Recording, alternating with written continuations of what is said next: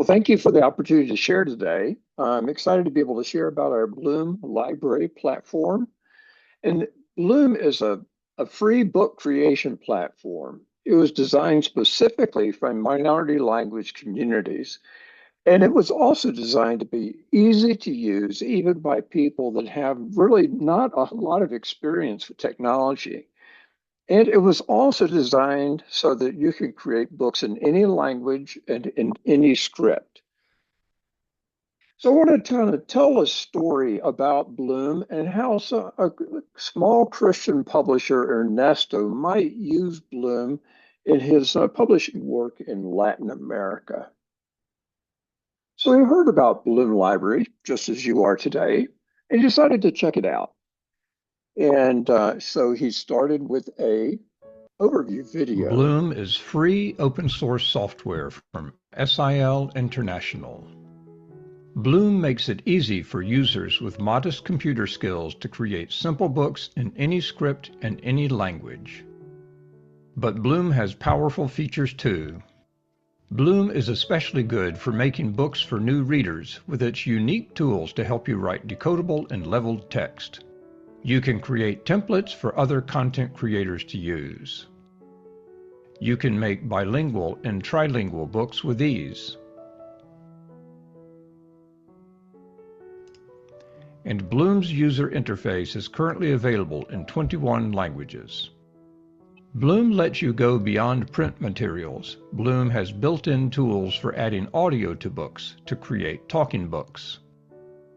You can add alt text and audio descriptions to images for visually impaired readers, and Bloom can check your book for accessibility problems. Sign language users can embed video clips in pages to make sign language books. Bloom makes it easy to print small runs of booklets on a desktop printer. You can also distribute your books as PDFs, EPUBs, or in Bloom's own Bloom Reader format for Android devices. Institutional users can subscribe to Bloom Enterprise, a package of publishing features with additional layout, branding, and publishing options. Best of all, you can share your Bloom books with others through the Bloom Library website. Bloom Library currently has over 11,000 books in nearly 500 languages, all free to be translated and adapted. Bloom is free software for Windows and Linux computers. Get it at bloomlibrary.org. Well, Ernesto was excited to see that there were thousands of books available, including 1,600 in Spanish. And in fact, since the video he watched was published, the number of library books has doubled, and the number of languages has too. So more than 23,000 books, more than 1,000 languages. So we looked at the books in Spanish, but a lot of them were licensed as non-commercial, so he couldn't use those for his business. He did, however, filter the library by the licenses and found 380 books with permissive Creative Commons attribution licenses. So he realized that he could sell those books. So he downloaded the free software and for the editor for Windows. He started using it and found it really was easy to use. And in about a day of practice or so, he felt generally comfortable using the software. So he thought about it. How could he use Bloom to grow his business? So he went back to the library to see what the possibilities are. He found a collection of 50 open Bible stories that covered Genesis to Revelation. So he thought that could be good for his Christian publishing work. And he downloaded those and could print them in Spanish and promoted them in Sunday school classes in churches and with families, and got a good response from that. He also realized that he could combine a number of stories into a single book, like the 7 stories about the Exodus, and make a single book. He found that was particularly popular. He also noticed collections of books from the Guatemalan Ministry of Education. That intrigued him. I wonder what he could do with those. So he went through the books and found 20 of them that he thought might sell well. He could produce them pretty economically, and he sold a modest number of copies at an affordable price. He noticed that some of them had been developed as leveled books using Bloom's leveled reader tool.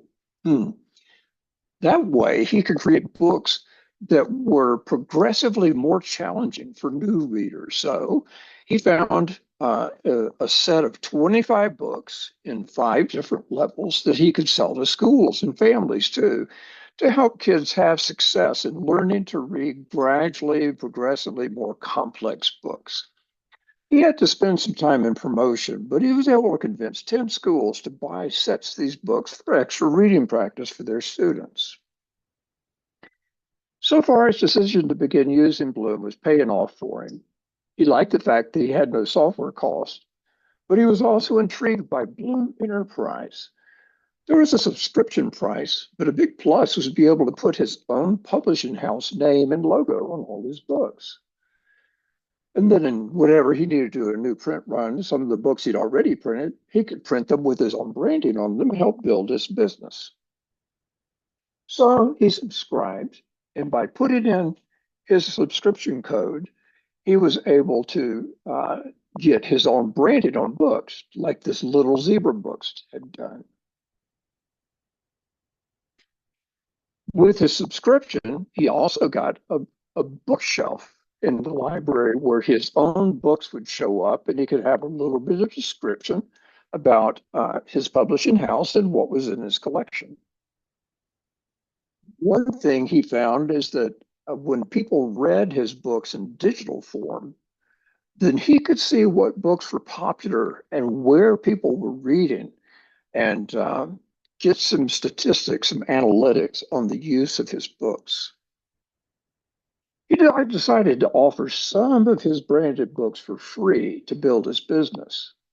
That way, people could get to know his publishing house and get some name recognition, and they could read a few of his books at no charge, and then they could be drawn into looking at the other books that he also had.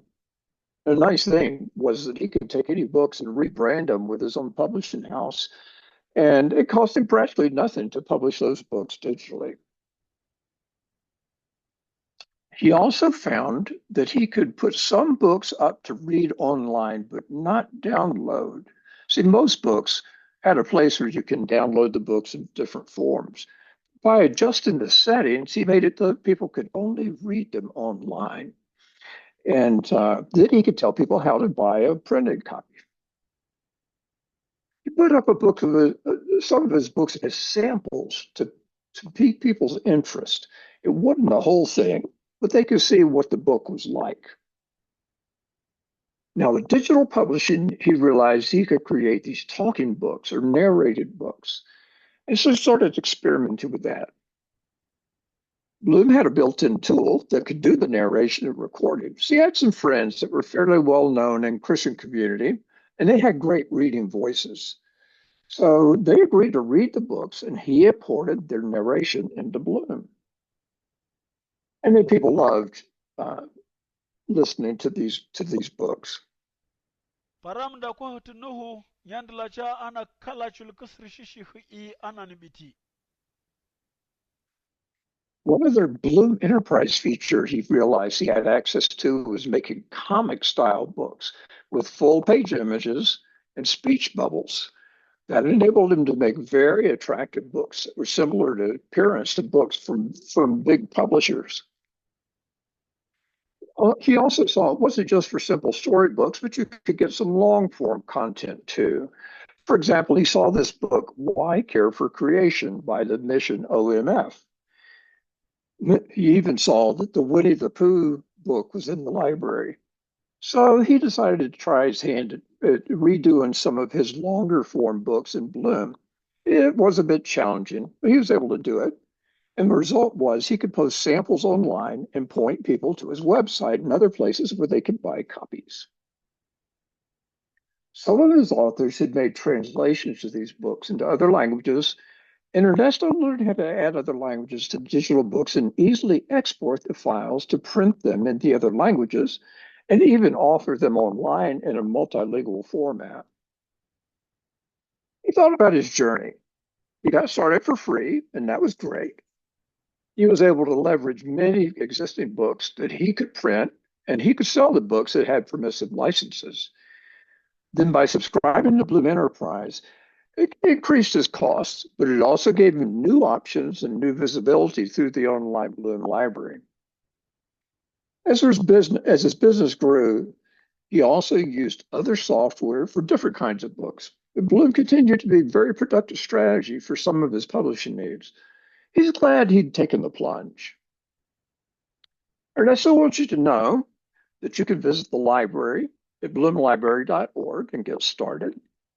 You can download the software from the library, and you can read more about it at bloom.sil.org.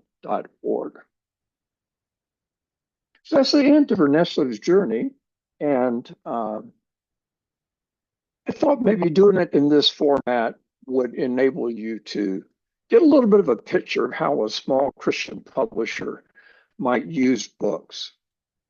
Heather, I was thinking maybe we could stop here. I noticed some questions coming through in the chat, but I didn't see what they were. I have more things I could present, but maybe would we like to take a few of the questions now? I don't think we have any questions. I've been having a side chat that you might see with one of the attendees, but we don't have any questions yet, so I think you can go ahead and keep going. All right. Let me share again.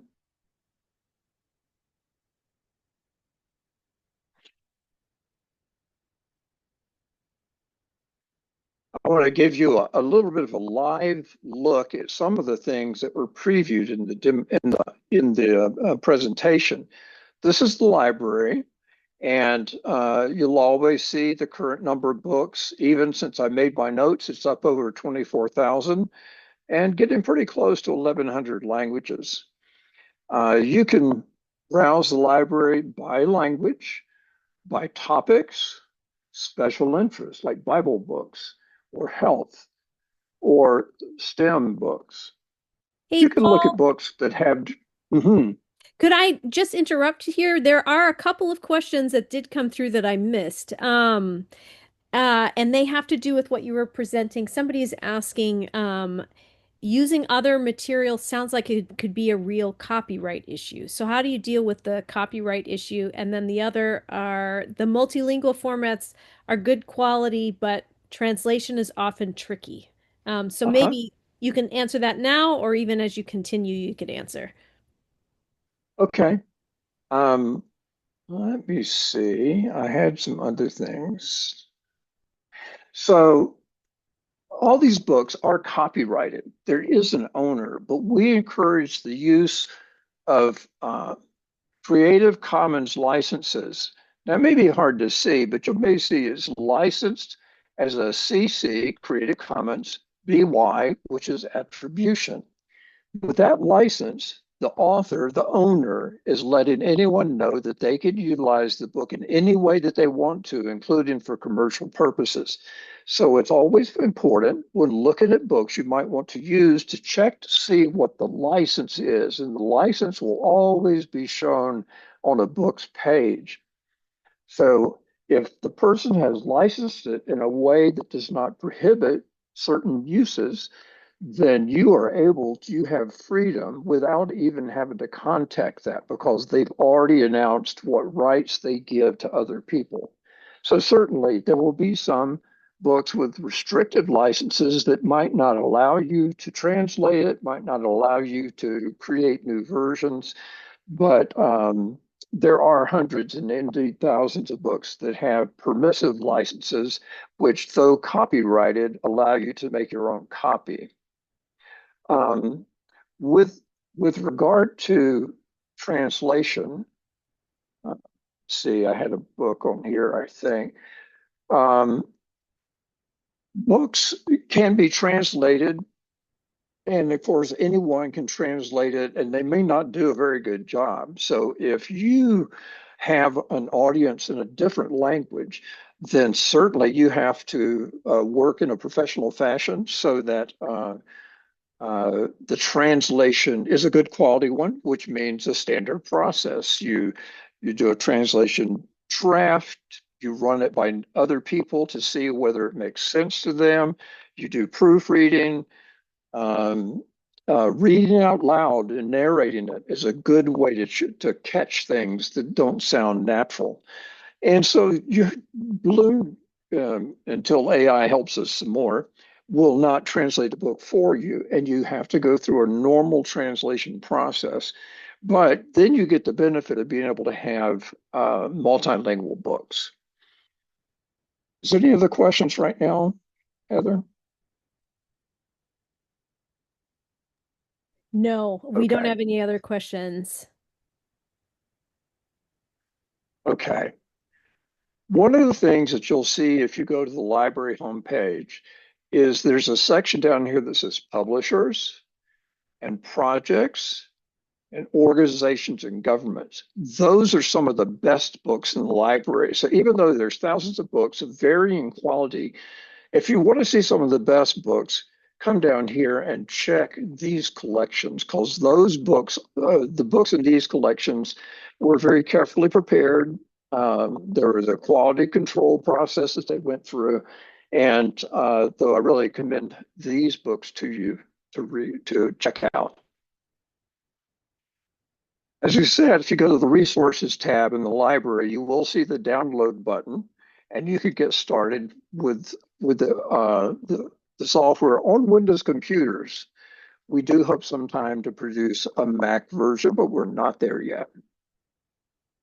So this kind of shows you what a book's page looks like. The person is able to read it online. They could download it to translate it. They could download it in different formats, a PDF and for our Bloom Reader.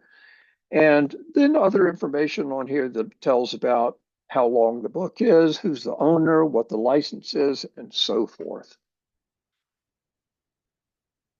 Now, this was the Why Care for Creation, the Biblical Study Guide. You'll notice this is one where they did not allow any downloading because OMF prefers to work directly with people that want to translate it so that they can put the translation through quality control.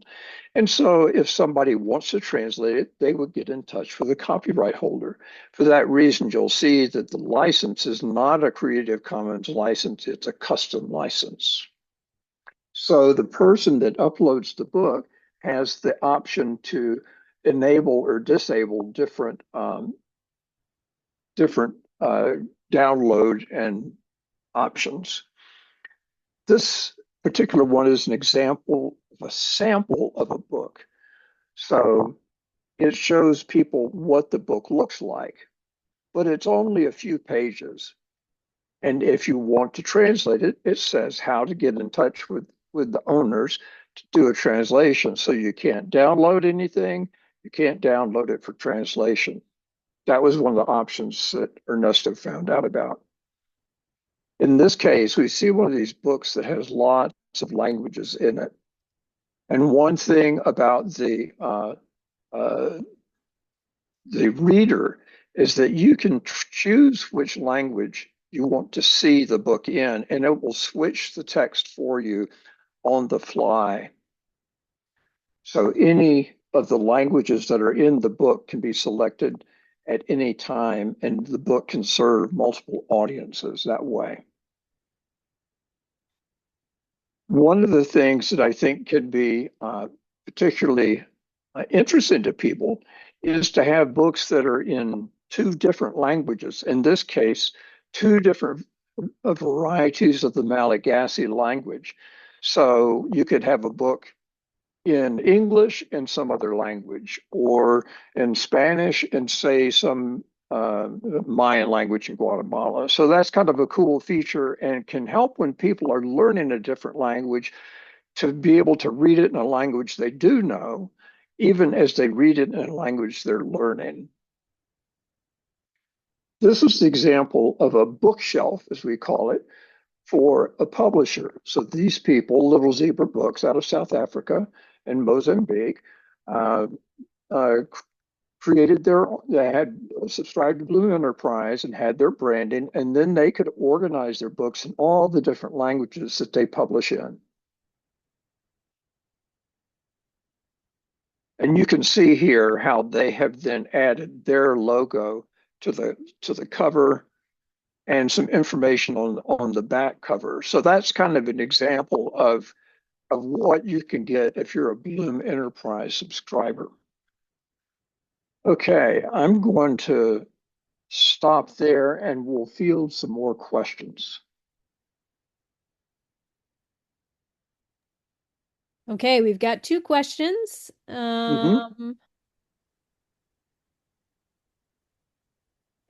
I Somebody's just asking if if they can find content for their language Krio, Krio. Sounds like West Africa. Is that Yes, would from that be the Sierra one? Leone. And they're wondering if Yeah. Bloom only has Christian books in it, or does it have other non-Christian books or just Okay. general books? Sure. So I looked up at Creo, and there's a little story, a little cat and dog storybook, and then a Bible story series from a particular ministry. So in this case, there's very little, and it would be great to have somebody would add more. Now, Bloom does have books in all kinds of topics. A collection of books were done during the COVID-19 pandemic and 200 different languages, and it was all informational books about what to do related to COVID. You'll see topics here for business, culture, community living, environment. Um, there's some STEM books. STEM is a hot topic, so lots of books about math and other science concepts, environment, technology, and so forth. So all of these books are ones that are not particularly Christian, but would be usable by anybody. So uh, there are there are a wide variety of books in the language according to people's interests. So if you look at these publishers, the only Little Zebra book has some Christian content and Create Seeds, but these other publishers, and I think all of these projects down here, and most of these organizations were secular projects. And so you'll find a tremendous number of books in there that cover a wide range of topics and not just for Christian literature.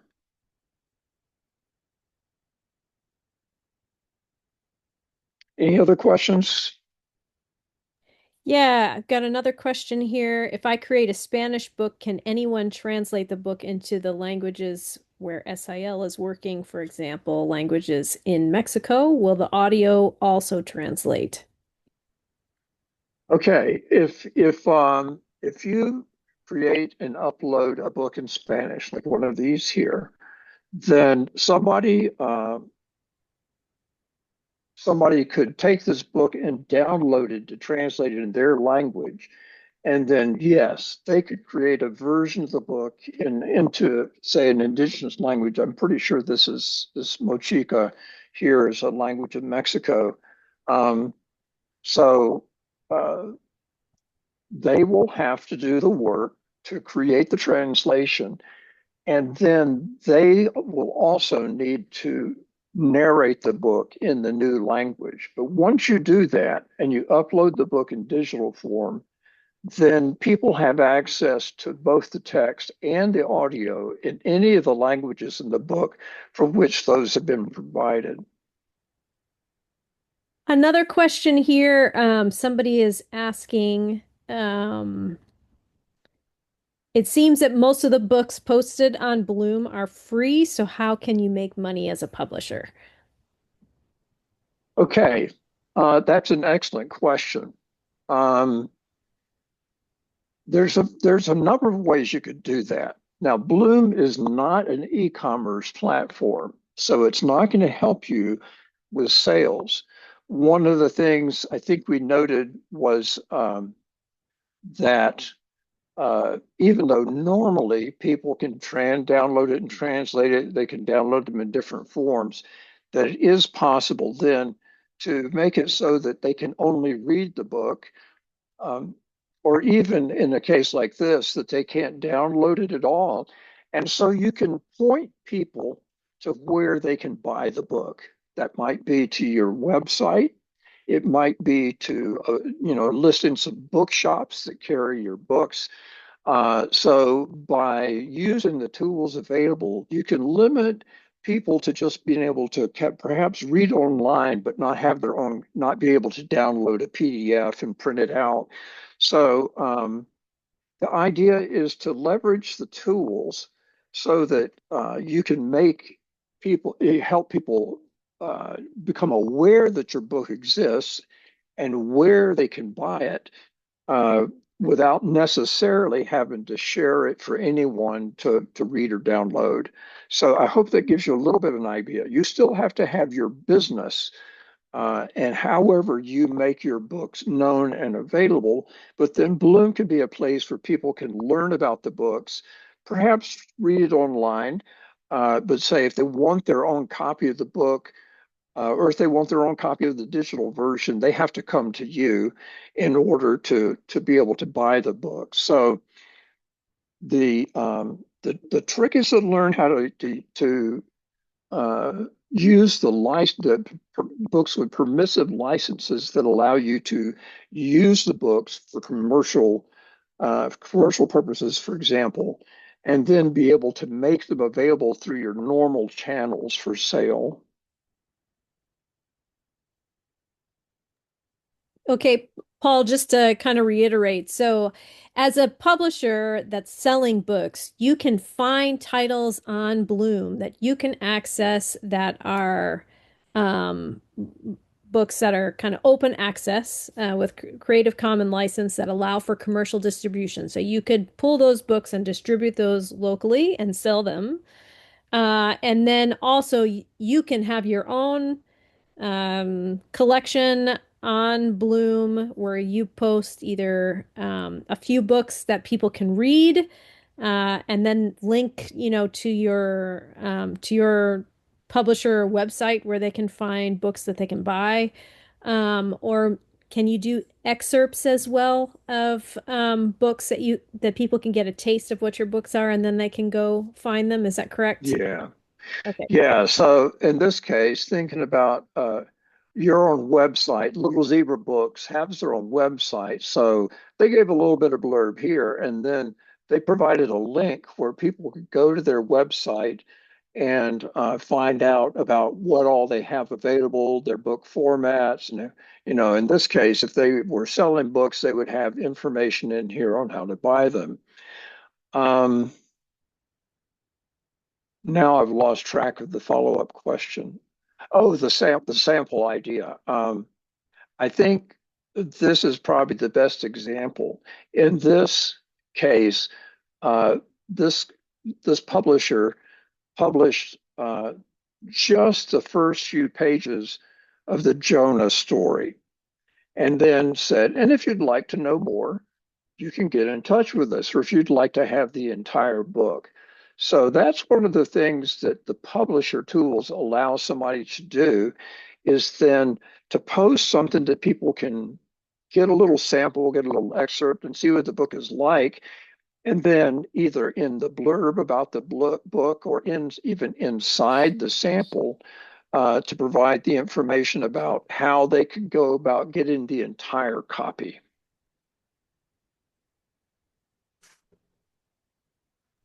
Thanks, Paul. That's helpful. All right.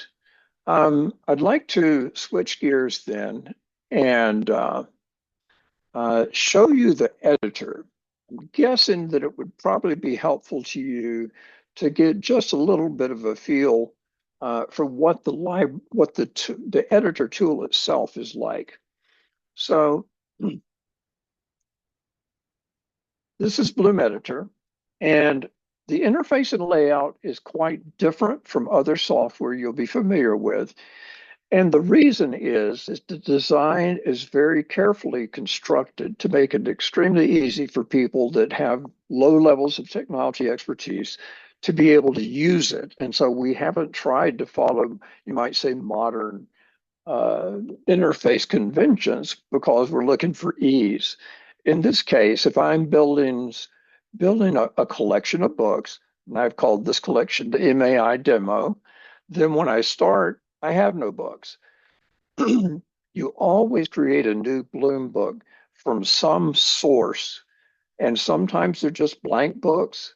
Sometimes they're blank books that have special tools, so things for arithmetic, say a big book format, and so forth. A couple of sample books here that come with it. And then these are all books that I have downloaded from Bloom Library to adapt. So one of the things that you might do to get started is to say, well, let me look at this sample story that's available. Now, when you select that, Bloom gives you the option to make a book using this source. So what Bloom does then is creates a copy of the book. You're not editing the original, you made a copy, and you get the entire book, all the work that they did, all the pictures, all the layout, and so forth. And they say, I like that book, but I'd like it in my language. So the person is able to go back and say, let's change the language and make the language of the book. Let me get up here, type Spanish, for example. Say, yep, that's the one I want. And then it's going to restart and I will have to reshare.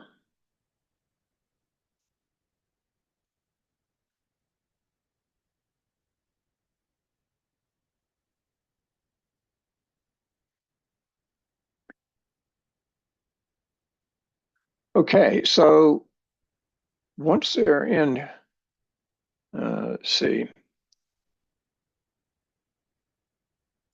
if I'm looking for something, once I edit this book, then computer's been a little bit slow. Oh, here we go. We're going to edit the book. We find that turn off the English and turn on the Spanish. So now I've got a book, the entire book, all the layout, everything the other person already done. And over here to the side, I have the English version. So I can come onto the page and begin typing my Spanish version. And that's for the genius of being able to adapt existing books as you inherit all the work the original author did, and including their text, layout, illustrations, and you can simply put your version of the book on the page. So that's a very simple way to get started. If you find a book in a language that you know, and you want to put it into a language that you publish in. So Bloom makes it very easy to do that. Bloom also provides you with the ability to create fresh books. And in this case, what we call the basic book template is basically a blank book. And Bloom knows it's a book. So rather than having to create a lot of special pages, Bloom knows it needs a cover. It's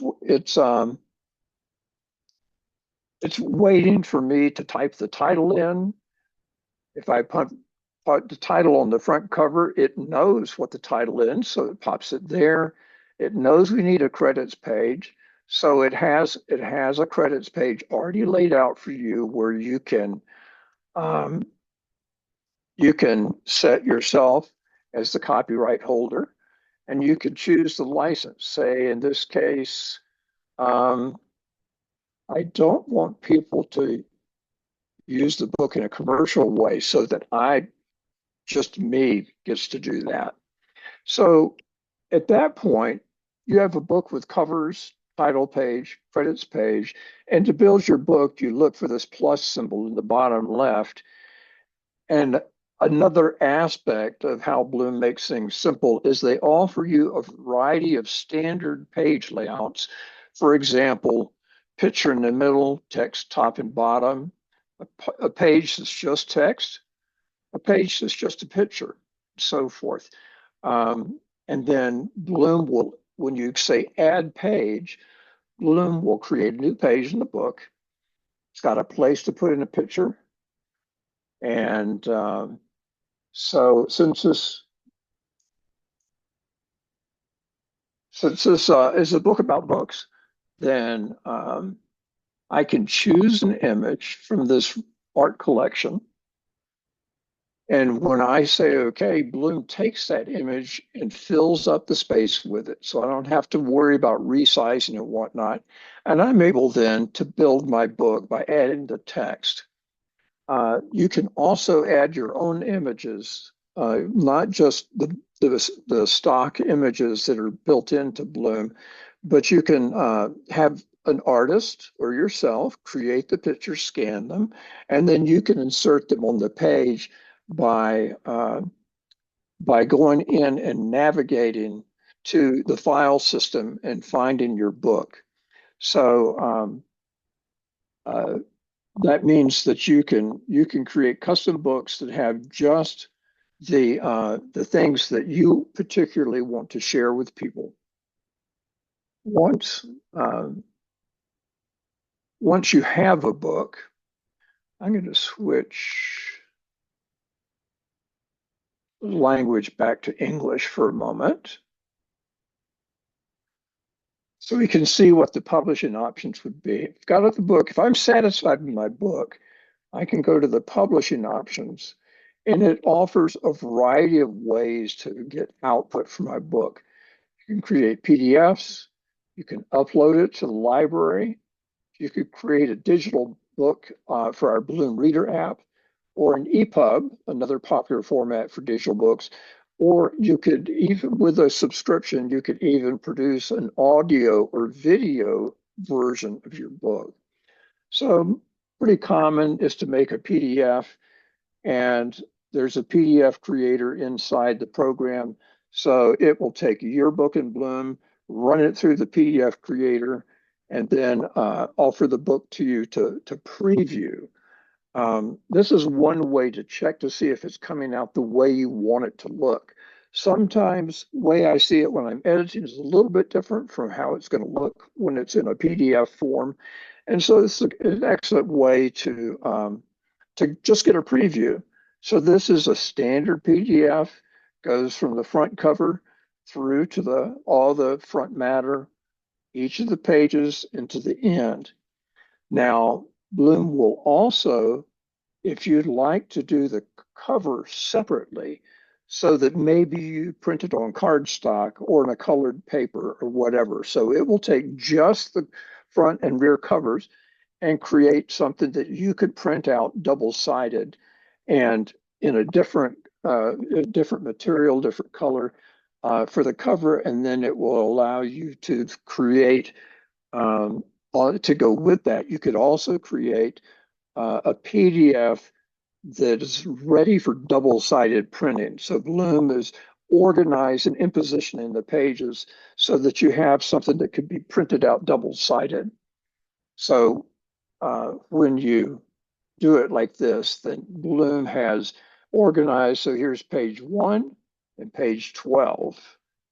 On the back side of that, you can have page 2 and page 11 and so forth. You don't have to think about that. Booklet printing is fairly common these days, but this just makes it a single click. You have a file that you can print out and double-sided, fold it in half, and you have a book. Then, as we said, there's various digital formats. And again, Bloom allows you to create a preview of what the book would look like in this format so that you can see for yourself how it's going to render on a screen. It may be that if you want to have a digital version, it's going to have a different font size, for example, from the print version.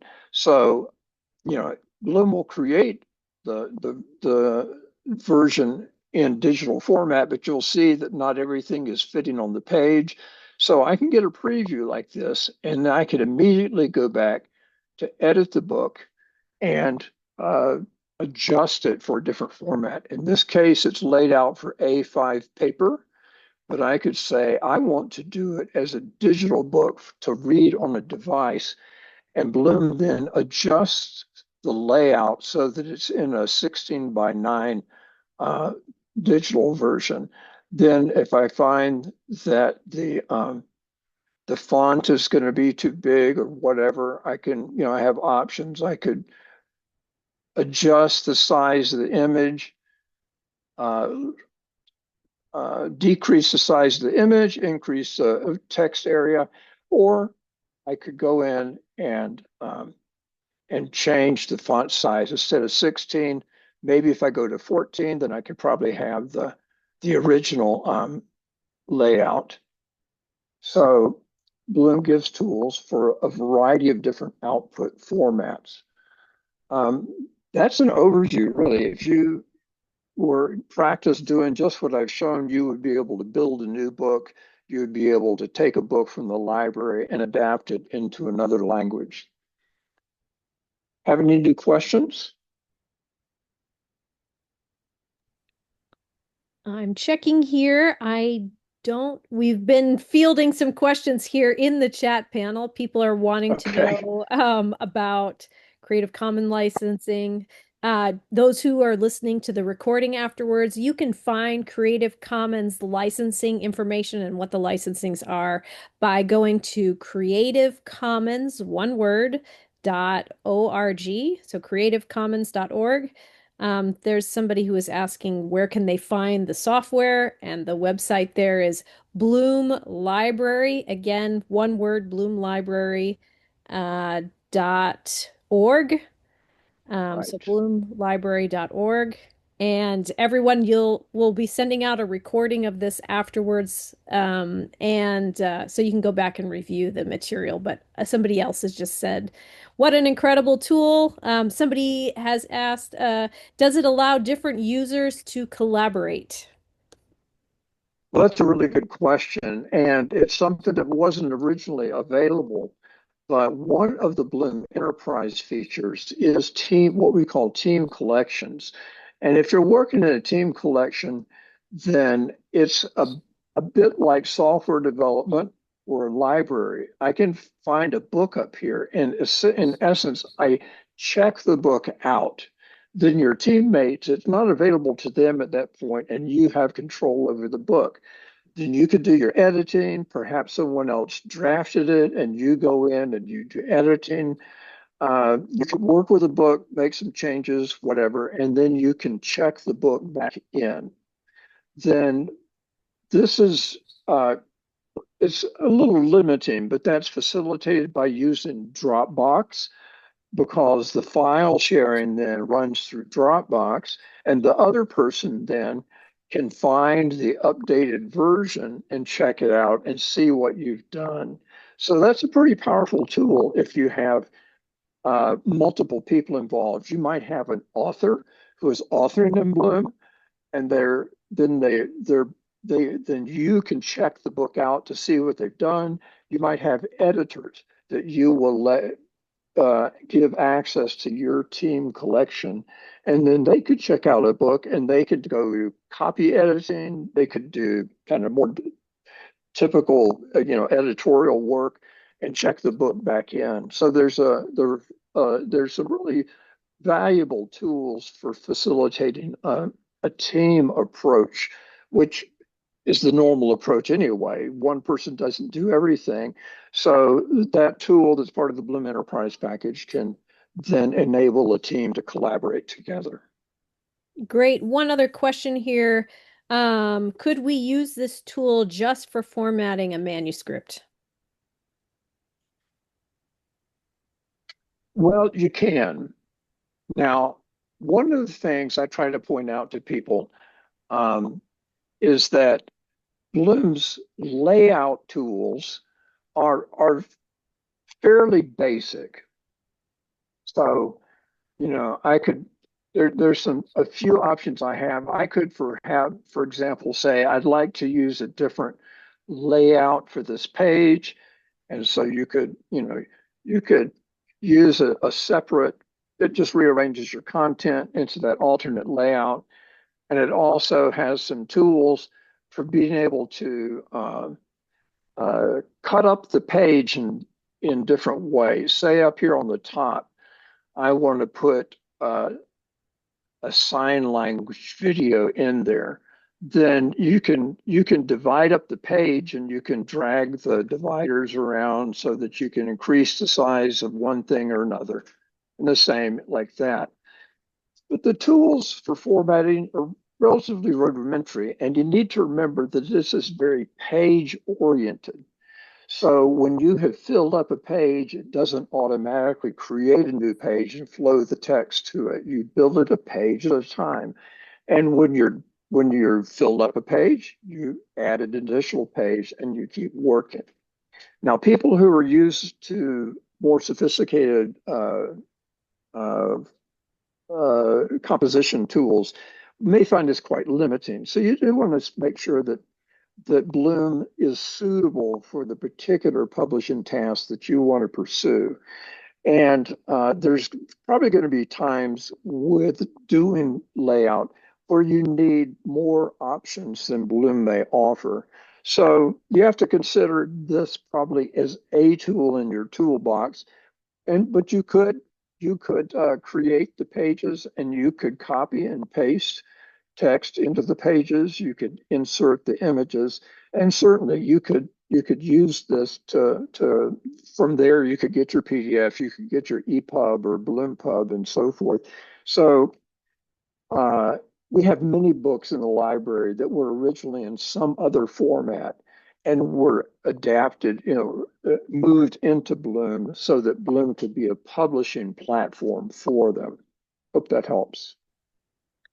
One other question someone's asking about sign language books and how that works. They're wondering to know, could they create something without knowing sign language? Yes and no. I'm looking to see if I have any sign language books that I have downloaded previously. Yeah, this is one. Um, so we'll pretend we're going to make a new version of this book. What you can do with a book is you can create a version of an existing book. I'm going to look at a page here in the book. In this case, the person did text and then a place for the sign language. You might also have, say, your book started with a text and an image, for example. You could open up the place for the sign language and have a placeholder there, and someone else could sign the book for you page by page. And then Bloom has a feature that would allow you to import that video into the page. So if you have a book that you want to adapt, you find a native signer, somebody who is totally fluent in that sign language and also able to read the written language that you work in. And they produce the signed version, and you add their signed version to the book uh, uh, so that you yourself don't need to be competent in sign language, but you can use the tools to make a place for those sign language videos to be added to the page. Great. So, Bloom doesn't have like an AI tool that invents the sign language, but you don't have to know sign language, but you do have to have a connection with an interpreter that you can record, and then you can input That's those. right. Yep.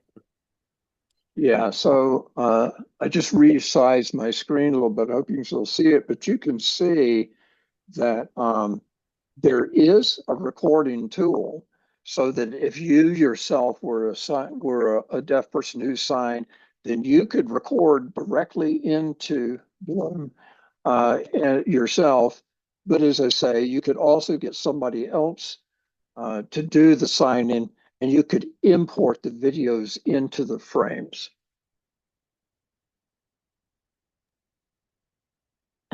Let's see. I think I've got another question here. Nope, I think wait, hold on. Um, what are the limits of changing the text except for translation? Um, there's a lot of flexibility in changing the text. Like if I download a book that somebody else has shared and given me permission through the licenses, then I can simply edit the text. So if I'm adapting this to another setting, I could say, well, those aren't names people would have where I live. So you could change the names, you can adjust the storyline. There's also text formatting tools to be able to do your standard bold, uh, italic, underline, superscript, so forth. But the more powerful tool is that Bloom works by styles. And so most pages then have a normal style, and that allows you to adjust the font size, um, the line spacing, the word spacing, whether you want paragraphs be indented or not, alignment, and so forth. So once you change the style, then then every page that uses the normal style in this case will reflect those changes. So it makes it very powerful. You say, I need a book with large letters because this could be for early readers. And so you can change the style and it changes throughout the book. Um, and you could create styles of your own. So if you have a variety of text types in your book, you can create different styles. And if you each text box is assigned a style, and so you can choose which style you want to use, and then get variety in your book. I'm not sure if that was what the question was, but those are some of the things that came to mind about changing the text. Thanks, Paul. I'll just be watching the chat if there's any Okay, follow-up on that. we do want to respect people's time. Um, let me, since I'm in Bloom, I'm going to add a page that is all text. Um, and I will increase the size of it. And I'm going to just adjust the, let's see, centered is good. Characters, just make the characters 24. And I'll type my email address on here.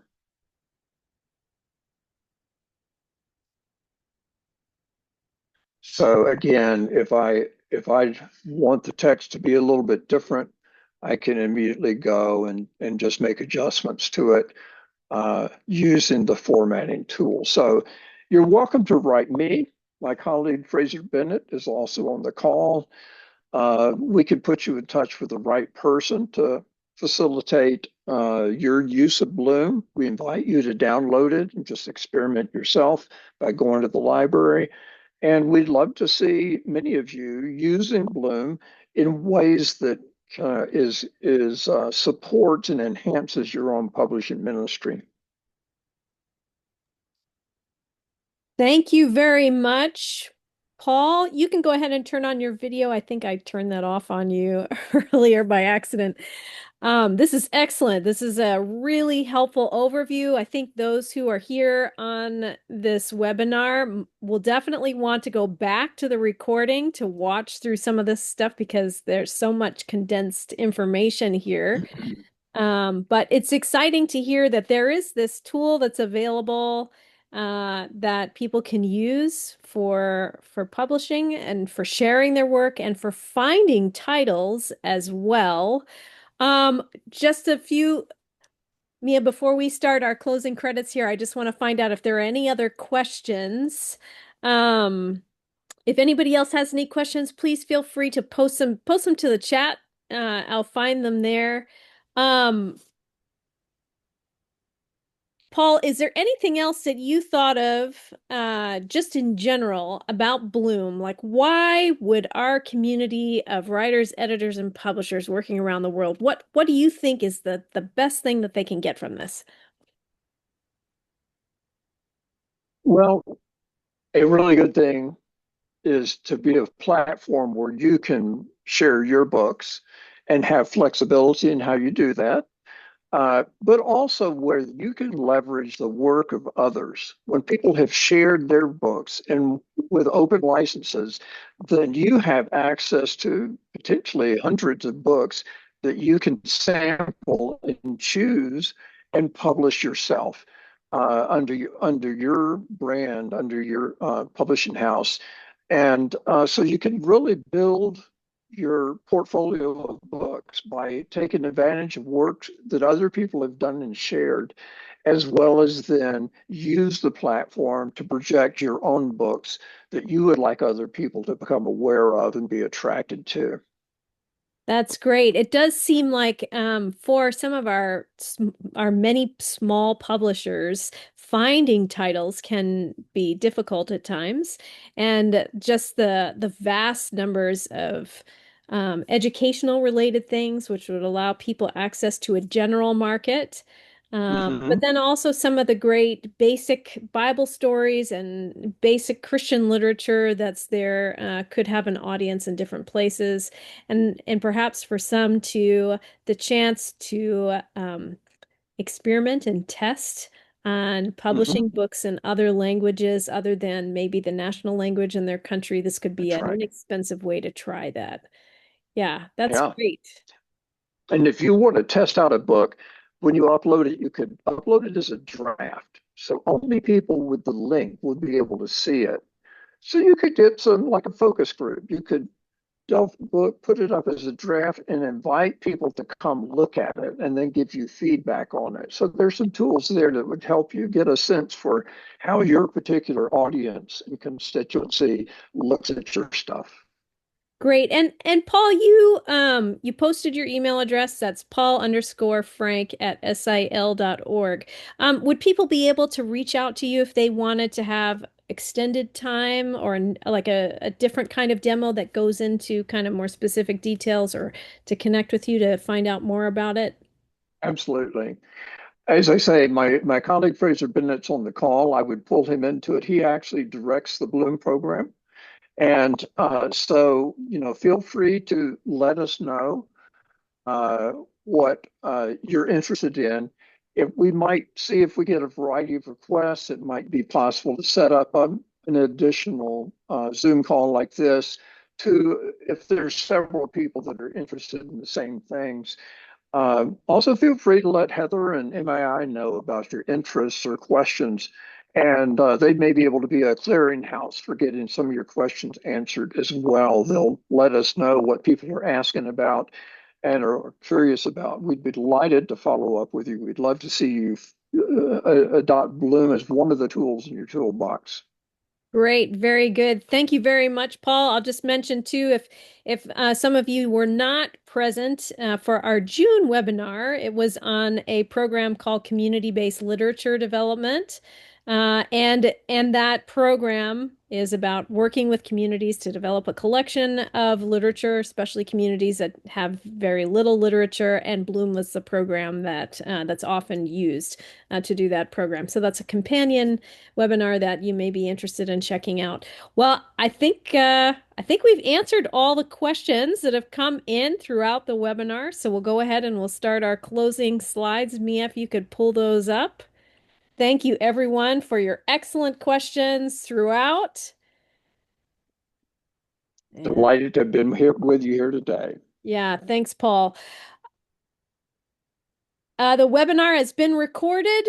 All registered participants will receive a link to the recording today, and it will be posted very soon on the MAI YouTube channel. If you don't know what that YouTube channel is, it's look for the handle at MAI Lit World, LITTWORLD. We want to know how we can serve you better through our webinars. So there's a QR code on your screen and a link in the chat panel where you can go to take a very short survey. And we're going to put this up again at the end. Make sure you look out for our next webinar in English, which is scheduled for January 13th at 10 a.m. Sao Paulo, Brazil time, or 1 p.m. UTC. It's entitled The Art of First Impressions, How to Work with a Designer to Create a Winning Book Cover. It's being presented by Rick Suex, a freelance designer in Brazil and contributing designer for Christianity Today magazine. MAI regularly offers training in writing, editing, and publishing, both online and in person. We encourage you to go to maiglobal.org to find out more and to discover more resources and information. Thank you to all of you who joined and participated with us. I'm Heather Pubels, your host, along with Mia Toganon, our technical assistant. Be looking for that QR code for our survey, which is going back up very soon, so that you can do that before you sign off. The survey should only take you a minute. Until next time, please keep writing, everyone. And thank you very much for your participation today.